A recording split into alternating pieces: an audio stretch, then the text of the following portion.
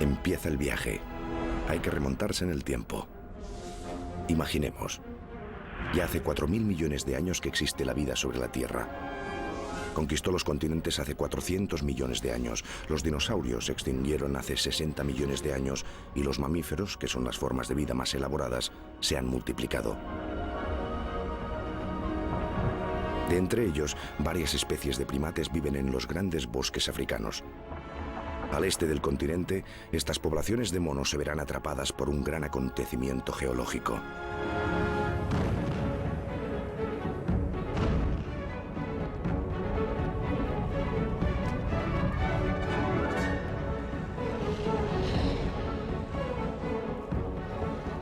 Hace entre 15 y 8 millones de años, cediendo a la presión de las fuerzas telúricas, el continente africano queda partido en dos.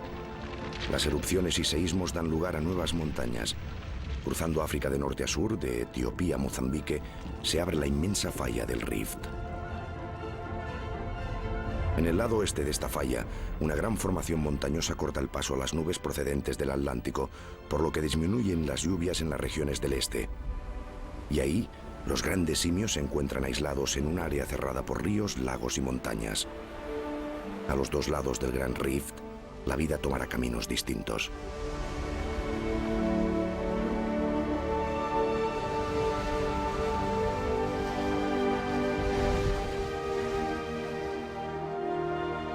Para los simios del oeste, la vida en el bosque continúa.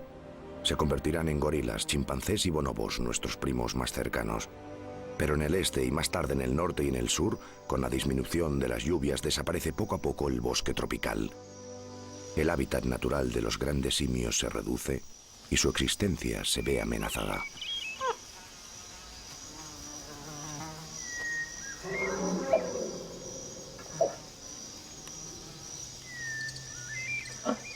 Los diferentes clanes diseminados se reparten los pocos árboles que subsisten y se aferran con desesperación a los últimos recursos de la vida arborícola.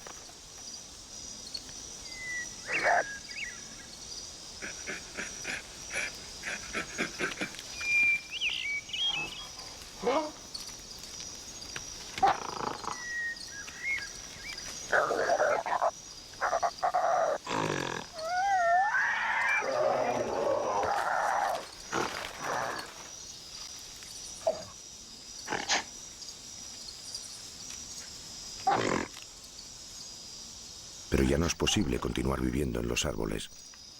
¿Qué pasa cuando ya se han comido todos los frutos de un árbol? Tienen que moverse o desaparecerán. El primero de los prehumanos nacerá de esta necesidad. La presión ambiental le llevará a hacer una innovación extraordinaria.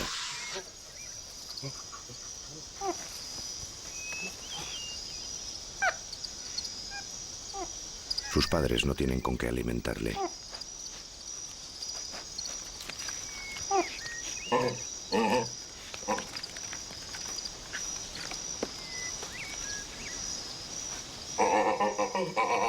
La sabana se abre hasta el infinito, llena de peligros. Pero a lo lejos hay más árboles, es decir, refugios y comida.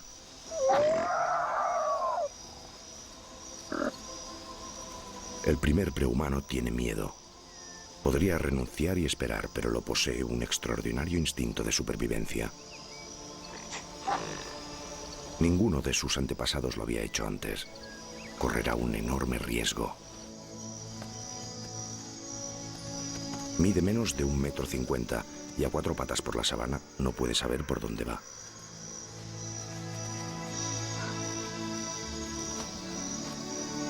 Tiene que levantarse sobre sus patas traseras.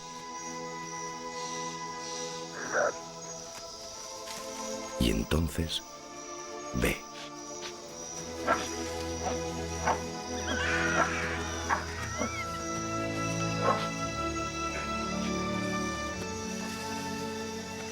Ve. Pero si quiere desplazarse a 4 patas, vuelta a empezar. Su posición le impide ver. Entonces tendrá que avanzar, pero de pie, y durante el mayor tiempo posible. Ya está. Ya es bípedo. Es una nueva forma de desplazarse, inédita entre los grandes simios, al menos durante tales distancias. pero funciona. Ahora ya no es un mono. Se llamará Orrorin. Los primeros pasos le dan seguridad. Quizás hasta siente el placer de la novedad. Desde ahí arriba, Orrorin se siente más grande, más fuerte y puede ver a los suyos desde lejos. Empieza la larga marcha hacia la comida, hacia nuevos refugios. Orrorin es el primer bípedo conocido de nuestra familia del este de África. Lo sabemos por unos fragmentos de huesos fosilizados encontrados en el año 2000. Esto fue un descubrimiento extraordinario. Es un fragmento de fémur, es decir, del hueso del muslo, de un prehumano descubierto en Kenia de 6 millones de años de antigüedad, al que llamamos Orrorin. Y en este lado hay una zona en relieve que es donde se inserta el músculo del trasero. Es decir, que Orrorin tiene trasero, lo que significa que vive de pie y camina igual que yo. Pero otros huesos de este mismo prehumano nos demuestran otra característica. La anatomía es realmente mágica, ya saben. Estos huesos nos demuestran que Orrorin también seguía trepando. Al fin y al cabo es bastante lógico, teniendo en cuenta su edad geológica. Y son los huesos como este trozo de húmero, por ejemplo, y esta parte de aquí que parece muy rota, pero que en realidad para nosotros es extraordinaria, que nos han permitido ver que Orrorin trepaba un poco como sus antepasados y caminaba un poco como sus descendientes.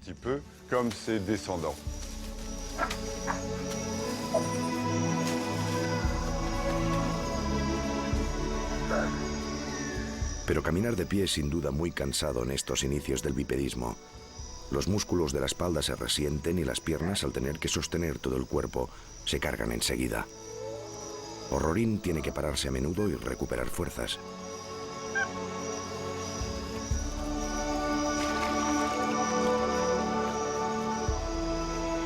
Orrorin fue descubierto por un equipo de paleontólogos franceses, keniatas y japoneses, codirigidos por Brigitte Senut y Martin Pickford. Orrorin tugenensis fue encontrado a finales del año 2000 en Kenia, en la región del lago Baringo. Las primeras piezas fueron descubiertas por Kiptalan Cheboyi, el jefe de nuestros trabajadores, y consisten en 2 trozos de mandíbula. Pocos días después, Martin Pickford encontró 4 pedazos de fémur. Luego yo tuve la suerte de encontrar este húmero.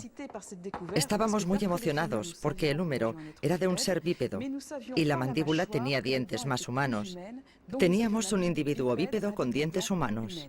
Orrorin era efectivamente uno de los primeros homínidos. Por supuesto, tuvo antepasados y descendientes, pero con él nos hacemos una idea de lo que podía ser un homínido primitivo de 6 millones de años. Si consideramos el conjunto de los huesos, podremos llegar a estimar el tamaño de este animal. Probablemente medía 1,50 m, pesaba 30 o 40 kilos, y si ustedes le hubieran visto andar, habrían pensado, mira, un humano con un andar un poco raro. No creo que lo confundieran con un chimpancé, que es bastante más cuadrúpedo. Orrorin estaba integrado en su medio. Vivía con otros muchos animales. Este individuo en concreto, es otro fémur, presenta las huellas de la mordedura de un carnívoro. Por lo tanto, este individuo fue presa de un carnívoro, probablemente de un animal parecido a un leopardo. Pueden ver las marcas allí donde el animal ha mordido el hueso para separar la pierna de la cadera. De hecho, todas las muestras de Orrorin que hemos encontrado presentan las mismas marcas. Así que tenemos a un animal que formaba parte de un medio, que interactuaba con él y que también era presa de los carnívoros. La vida pende de un hilo. Hay que estar alerta, vigilante. La familia de Orrorin perderá muchos de los suyos por el camino.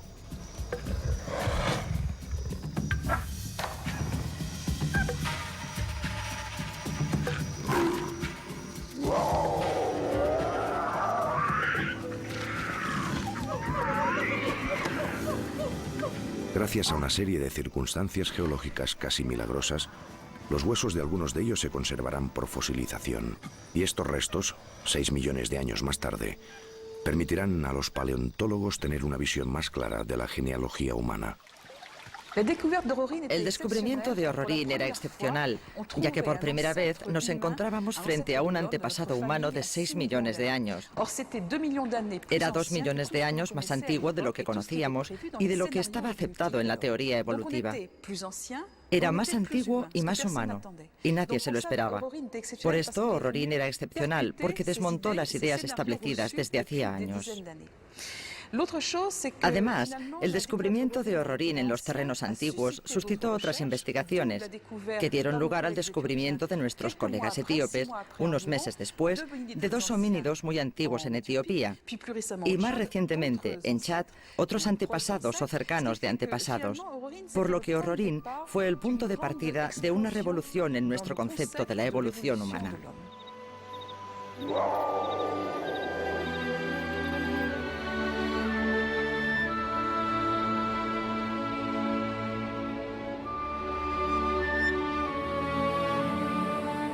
A 2000 kilómetros de la cuna de Orrorin, en la región del lago Chad, otro gran simio se puso de pie.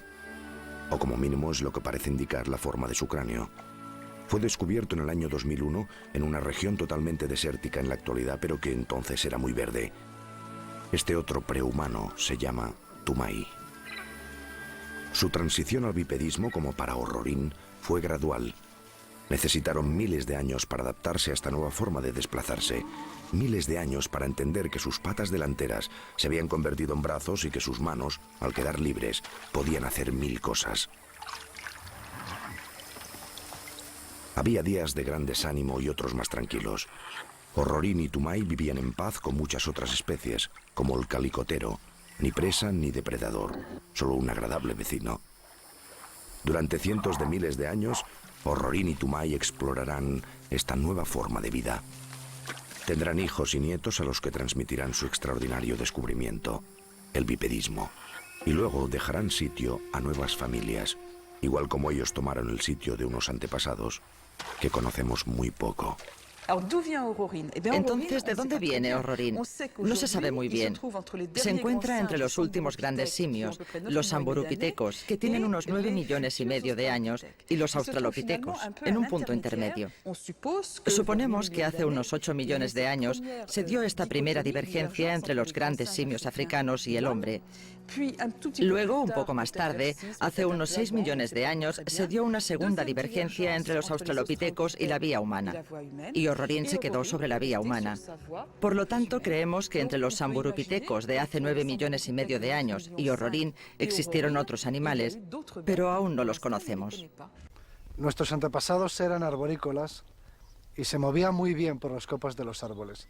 De hecho, nosotros todavía conservamos bastantes capacidades para trepar por los árboles, pero además de eso somos bípedos. Nos preguntamos por qué los homínidos adoptaron la postura erguida. Hay varias ventajas. Una de ellas es que